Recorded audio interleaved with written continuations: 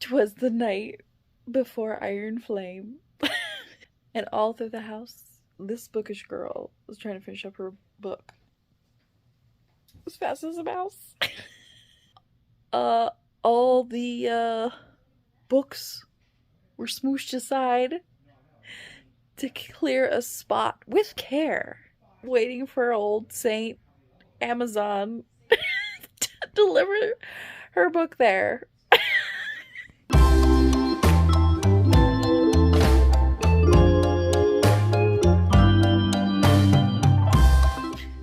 The day is here. It is Iron Flame Day. My mail never delivers until late at night. Like, we're literally like the last stop. So I started the audiobook on Scribd, and I'm on chapter 8. The whole beginning of this has been really good. Like, really, really good. I'm so excited. Like, this has made me so excited. I watched Jess's recap before starting this, and I think it really helped because there was a lot of things I forgot from the first book. I wasn't about to read it again. I just didn't want to. So yeah, I'm on chapter 8. I did actually end up taking a sick day today because I woke up having huge migraine and then just in the worst mood ever. Like, terrible, terrible mood.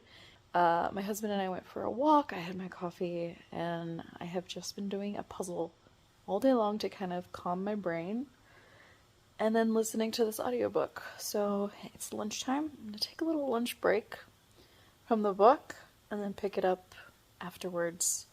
But right now, I gotta say, Adarna, oh my god, Adarna, I just freaking love her even more today. Like, I love her freaking sass, and it's great. I might have changed my shirt, but I have not moved much.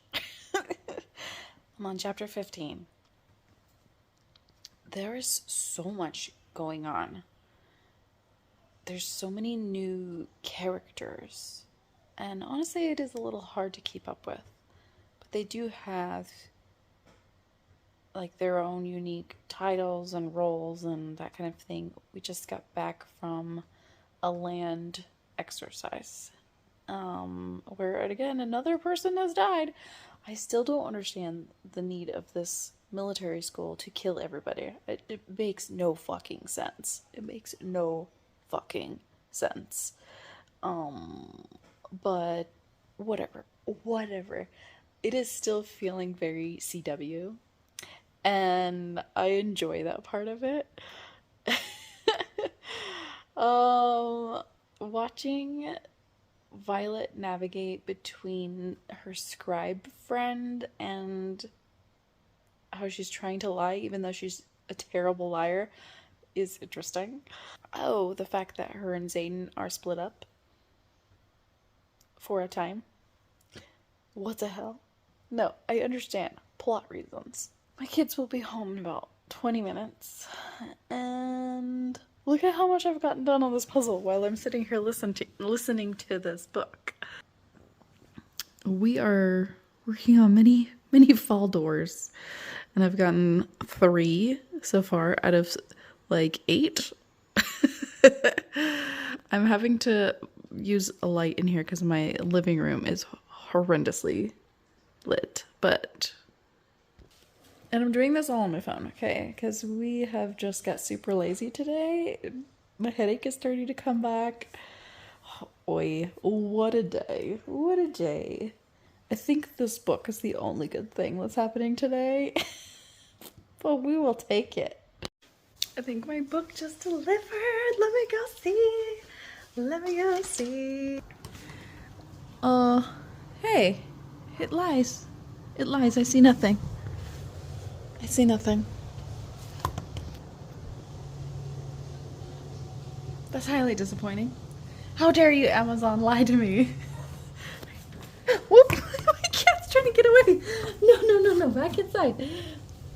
Go. You try and escape. There is no escape. Don't do that. I'm looking for my book. I'm not trying to lose my cat. There is no shoes on my porch. Oh my god, did they deliver it to some other person? That is so rude. Shit. I love my neighbor. I went to go put a sweater on because it's cold, and she brought me my package. I gotta get it into it. Okay, hang on. Yay! Hello, Iron Flame. So excited. So excited. Oh, nothing. This one's unfortunately not a special edition, but I still freaking love it. And I'm still loving the book. So I'm at chapter 18, and things are happening. People are learning secrets, and yeah, it's still really good. I forgot to put this. I forgot to make room. I did a whole song about it and everything. Forgot to make room. Hang on.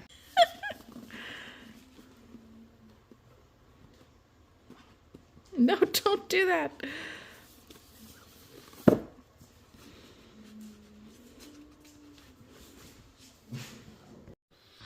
Okay, I'm on chapter 19, and I have one thing to say. The voice the audiobook narrator is using for Taryn and Xaden is starting to sound extremely similar. Like, I almost nearly thought Xaden was talking, but then I was like, wait a second, Xaden's not even here, and it was Taryn. So I'm just like, I think it's like that grovelly voice that she's using, you know, when he gets all lustful and when the dragon gets all mad. It's the same voice. I'm not hating it, but I'm like, it starts to confuse me when I'm just listening to the audiobook, so, you know, it's just one of those things.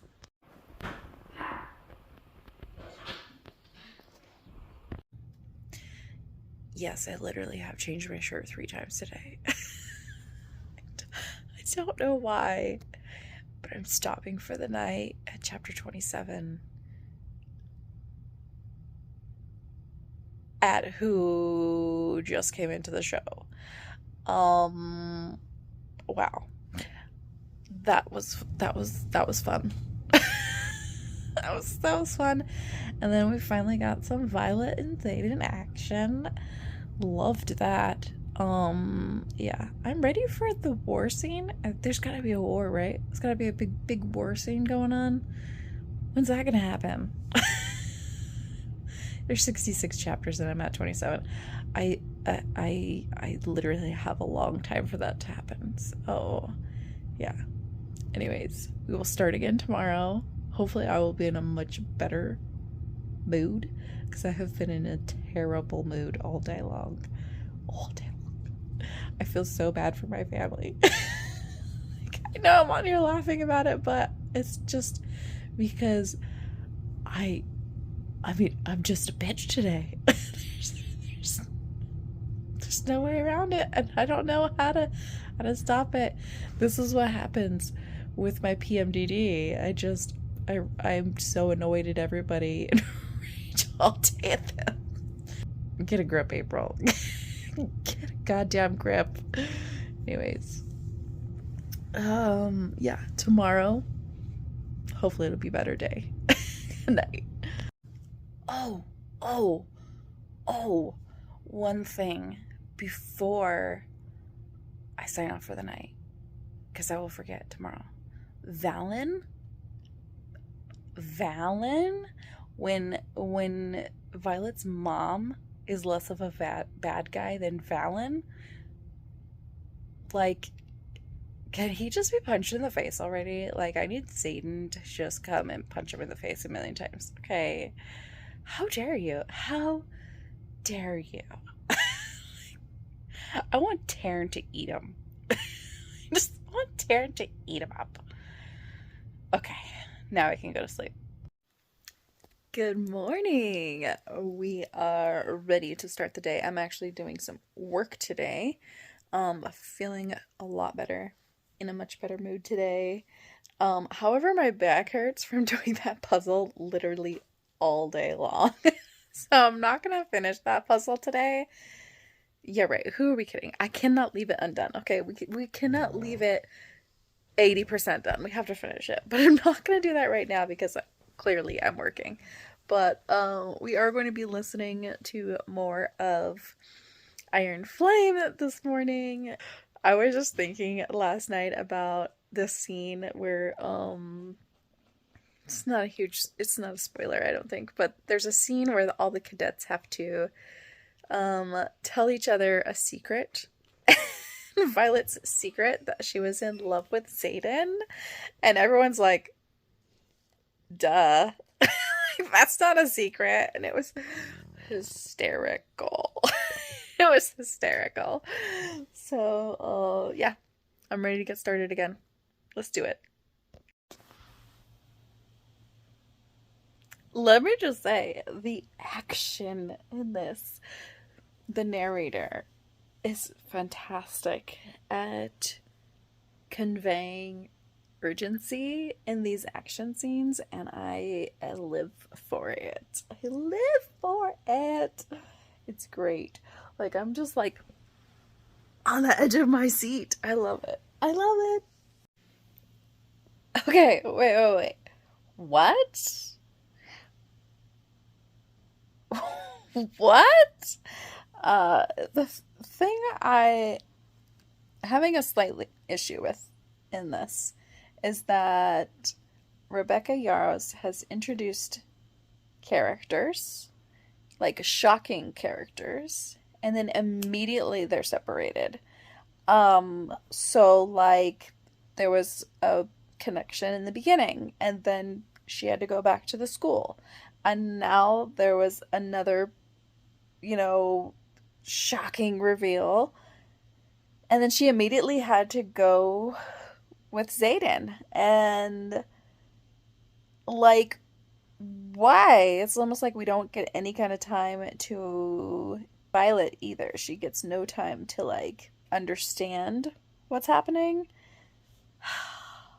And then now one of those characters comes back and some very unexpected out of character things happen. I mean, I'm along for this ride, but I'm just saying that at no point do I think this book ever makes much sense. Like, you absolutely have to suspend your disbelief for it and just go, okay. Like, if you focus too much or overanalyze too much, you will just never enjoy this book. You're just gonna have to go with it. That's why I keep calling it a CW book, because it's drama for the sake of drama, and makes no sense. But it's entertaining. It's highly entertaining.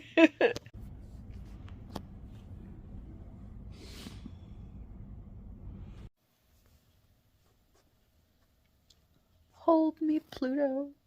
Hold me. Oh my god. The intensity. I finally got to part 2. Oh my lord. I know, thank you. I need kisses. I need kisses. It was too intense. It was too intense, Pluto. Too intense. This scene with the Griffins climbing the mountain, and where they're like, well, why would you kill off all your people? They're saying all the things that we want to say. It's great. Okay. I'm in the final 2 hours, finally. It's like 10 chapters left. Listen, the near constant drama with Xaden and Violet, it's just a lot. It is a lot. This whole section in part 2 with them at Erasia and trying to get over the, in order to trust each other, we gotta try to kill each other type of thing. Excuse you, sir. Excuse you, sir. Excuse you, I'm talking. It's hilarious. Watching all of the crew from Beskaya go, why wouldn't we kill each other? Like, So we found out another thing about Xaden, and I'm kind of just like, after all he's done, like, how do you not trust him? You were in his head. Why? Like, stop it. Like, the constant drama between them, they're always fighting. It's getting a little annoying. And now that we're at the big final battle, right? And like, I'm ready for the battle part. I really love the action scenes in this story.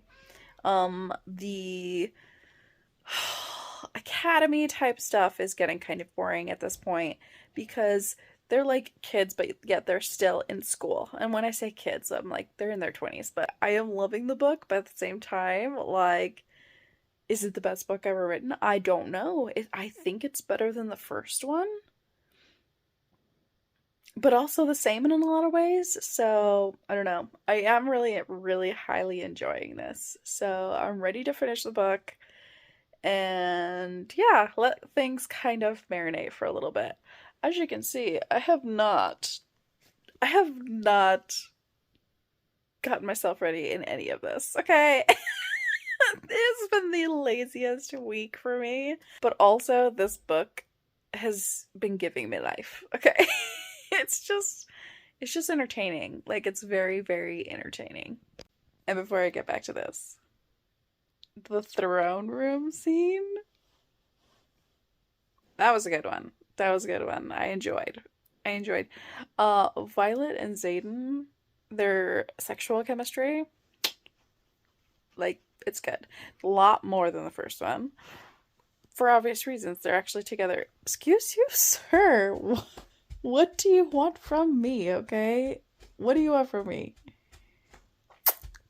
Um, it's good. It's good. I think it's a little much, but I'm also not hating on it. Like, they're together. They're in their honeymoon phase of their relationship. They're going to be very physical with each other a lot of the time, so it doesn't bother me. And they're basically like every day they could die, so of course they're gonna spend as much time together as possible. So I do like that they're like figuring each other out, fighting so fighting so much. The fighting gets old. I mean, I'm married. I know about fighting, okay? I bicker all the time. These are like screaming fights. Like, just gets exhausting, okay? At some point, you just gotta go, okay, I trust you. And there's always this. I could have done without the cat fight stuff, but like, it's okay. Like, it's fine. It's fine. It's fine. And figuring out who Xaden is satisfies my historical romance craving sometimes a little bit. Like, it feels like a little bit of a mesh of those two worlds. So, anyways, this clip is all to just say this book is hot. Apparently, I was tricked. It wasn't the big final scene yet. I mean, I had 2 hours left in the audiobook. Of course it wasn't, right? It was like a prequel war. What? Okay. I just finished chapter 59 and started chapter 60. What? I was wondering why they would bring that character into this again.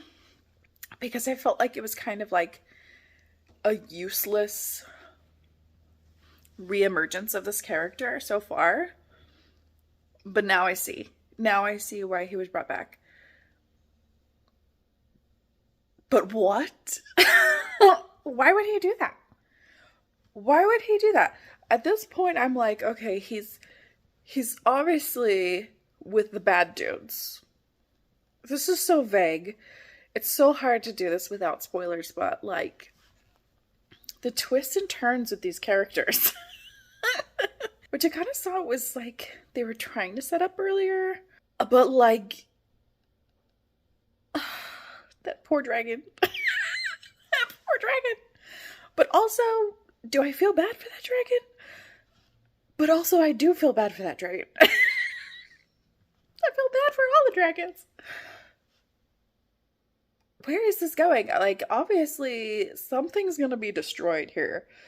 And, I don't, like, second book syndrome, right? Like, are they gonna save the day, or is it gonna be horrible, end with just total destruction? And they're gonna have to put the pieces back together in the next book. Like, what is gonna happen here? It's getting good. Okay, now we're at the final big battle. And honestly, I'm just sitting here going, who's gonna die? Who's gonna die? Riddick as the comic relief, honestly, number one suspect. Or is it gonna be one of the Sorengales? Is it gonna be Brennan? Mira? Her mom. Is it gonna be her mom? Who's gonna die? Let's find out.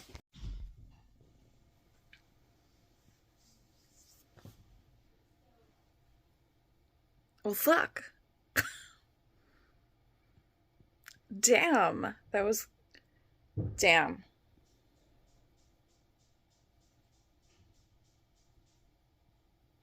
I am so conflicted on how I feel. So...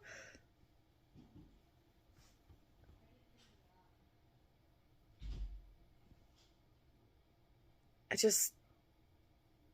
Damn. I finished it. Wow. Okay. My final non-spoilery thoughts. It was great. I was entertained through the whole thing. I do think there was a little bit of a lull for me when they get to in part 2. And but it wasn't like super big lull for me. This book has one thing that I absolutely love in fantasies, which is a very snappy plot. But it's almost at a breakneck speed. The audiobook narrator, fantastic. She is so fantastic at creating this sense of urgency and need. And I absolutely think she's amazing in this book. Like, she's great. I'll put her name on the screen because I don't know her name and I don't remember. I'm so terrible with names. But yeah, I think it was great. Do I think it was a 5-star book? I gave the last one 4 stars. I definitely would give this one 4 stars, but honestly, I think I would give it 5 stars. I'm gonna have to honestly marinate on it a little bit. For sure, it's a 4-star. But yeah, I really enjoyed it. Super entertaining. I think this book is obviously incredibly hyped. And I think it's worth the hype. I think it's worth the hype. If you like fantasy romance, if you like political intrigue from fantasy, if you like war games or war tactics or a war school, I think you definitely would like this. And also, if you like shows like on the CW, I totally think this fits. One thing I will say is that I keep kind of going back to is that every time they have these games that they play to try and make them become better writers and that kind of thing, and then they always die or get severely injured or anything like that, they always come back or are fixed like literally within hours. So it ends up becoming a bit of a vegan barbecue. You know, no stakes. There's no stakes. So I'm not worried about them dying, or I don't get anxious when there's big action scenes where, you know, people will die, but the main characters will not die. They'll be perfectly fine. So it kind of detracts from the high stakesness of it, even though it feels like high stakes. They're just gonna get some magic anyways and come back and be fine. The ending, I will say, I like it. I like it. It definitely leaves room to find out what the heck is going to go on in the next book, and I think that's great. I'm not going to give spoilery thoughts in this vlog, but if you have finished the book and want to talk about it, please DM me. Please DM me on Instagram, because I have a lot more feelings. But I don't want to give anything away in this particular vlog, so. So if you have also read Iron Flame, if you're feeling like I am and you're just kind of like reeling a bit, come talk to me. We can at least give each other virtual hugs, okay? All right. I'm ending this book. I'm gonna set it aside. I'm gonna pick something else that is a little bit less intense for the time being. But as always, thank you for joining me. Subscribe if you're not subscribed, please. It really helps my channel out, and I'll see you next time. Bye!